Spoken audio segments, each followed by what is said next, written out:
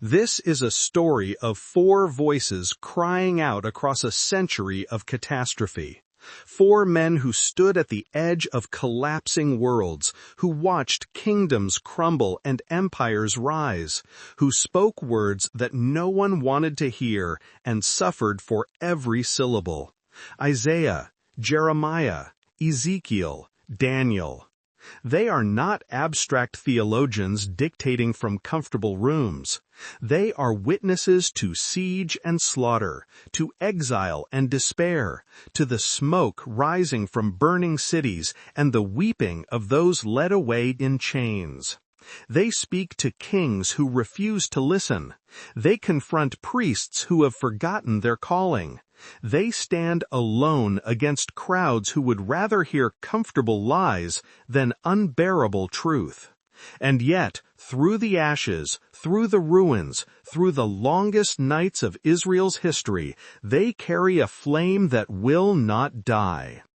This series follows their stories, from the Assyrian armies marching toward Jerusalem to the courts of Babylon where captives dream of home, from visions of cosmic thrones to valleys filled with bones, from the moment the temple falls to the whispered promise that it will rise again.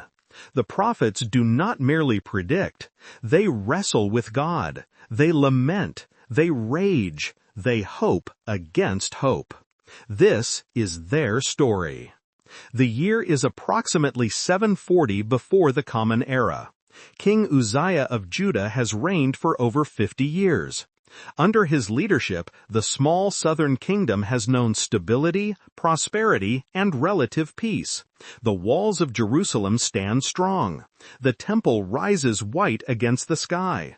Merchants trade in the markets. Priests offer sacrifices. The rhythms of life continue as they have for generations. But the old king is dying.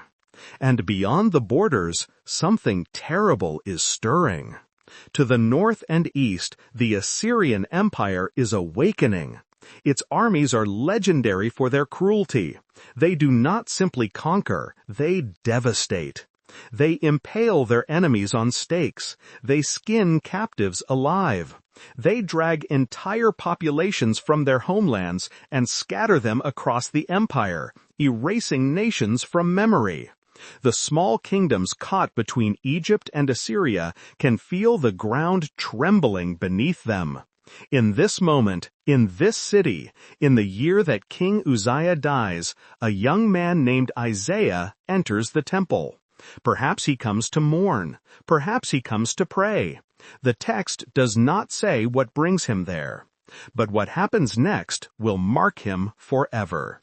The temple fades, the walls dissolve, and Isaiah finds himself somewhere else entirely. He sees the Lord. Not a metaphor, not a feeling, a vision so vivid it will burn in his memory for the rest of his life. The Lord sits on a throne, high and lifted up. The train of his robe fills the entire temple, cascading down like a river of light. The space expands beyond what any earthly building could contain. And above the throne, strange and terrible beings hover. Seraphim. The word means burning ones. Each has 6 wings. With 2 they cover their faces, because even they cannot look directly upon the glory. With 2 they cover their feet, in reverence. With 2 they fly. And they cry out to one another in voices that shake the foundations. Holy, holy, holy is the Lord of hosts. The whole earth is full of his glory. The sound is not a song. It is a declaration that reverberates through the fabric of reality. The doorposts tremble. Smoke fills the space. And Isaiah, standing in the midst of this overwhelming holiness, does not feel chosen. He feels undone.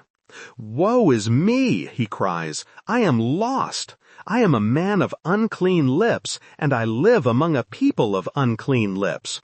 And my eyes have seen the King, the Lord of hosts." This is not false humility. This is a man suddenly aware of the infinite distance between himself and the holy. He has spent his life in a culture where people casually speak of God, offer routine sacrifices, and assume divine favor. Now he stands in the actual presence, and every comfortable assumption collapses. He is unclean. His people are unclean, and he has seen what no mortal should see. Then one of the seraphim flies toward him. In its hand is a burning coal, taken from the altar with tongs. The seraph touches the coal to Isaiah's lips. The pain would be unimaginable, fire pressed against flesh. But with the pain comes something else. Your guilt is taken away, the seraph says. Your sin is atoned for. The burning that should destroy him becomes the burning that purifies him. Isaiah is not consumed. He is transformed. And then a voice speaks. It is not the voice of the seraphim. It is the voice that called light out of darkness, that spoke the world into being. Whom shall I send? And who will go for us? The question hangs in the smoke-filled space. God does not command. He asks. He invites. He waits. And Isaiah, his lips still burning, answers, "Here am I. Send me." In this moment, a prophet is born. But what follows is not the triumphant commissioning that Isaiah might have expected. God gives him his message, and the message is devastating. Go and tell this people, God says. Keep on hearing, but do not understand. Keep on seeing, but do not perceive. Make the heart of this people dull, and their ears heavy, and shut their eyes, lest they see with their eyes, and hear with their ears, and understand with their hearts, and turn and be healed. Isaiah is sent not to a people eager for truth, but to a people determined to resist it. His words will not soften hearts.